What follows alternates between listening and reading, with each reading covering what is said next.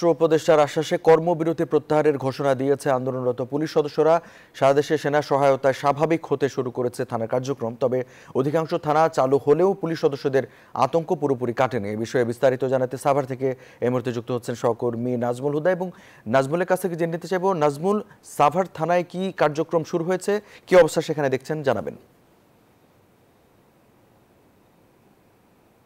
আপনাকে ধন্যবাদ। আপনি যেমনটি বলছেন, এই মুহূর্তে রয়েছে সাভার মডেল থানা এবং আপনারা জানেন যে কয়েকদিনের সহিংসতার কারণে কিন্তু যে সাভার, ধামরাই, আশুলিয়া এই থানাগুলি হচ্ছে দুর্বৃত্তরা তারা জ্বালিয়ে দিয়েছিল এবং এই যে সহিংসতার ঘটনায় আসলে থানার যে কার্যক্রম সেটা কিন্তু সেই কার্যক্রম কিন্তু অচল হয়ে পড়েছিল এবং আপনারা এই অচল অবস্থায় কিন্তু এখন দেখছেন যে সেনাবাহিনী কিন্তু থানায় তারা যেহেতু তাদের এখন তত্ত্বাবধানে রয়েছে যে ক্ষতিগ্রস্ত যে থানা সেগুলো কিন্তু এখন যে পরিষ্কার পরিচ্ছন্ন কাজ চলছে এবং আশুলিয়া থানায় কিন্তু ওসি এবং এসআই এবং ওসি তদন্ত বেশ কয়েকজন কিন্তু আপনারা জানেন যে সেখান থেকে যোগদান করা হয়েছে এবং যোগদানের মধ্যে কিন্তু এছাড়াও কিন্তু আজকে কিন্তু সাভার মডেল থানার ওসি এবং কনস্টেবল বা অন্যান্য যারা আছে তারা কিন্তু প্রত্যেকেই আসলে যোগ দিবে।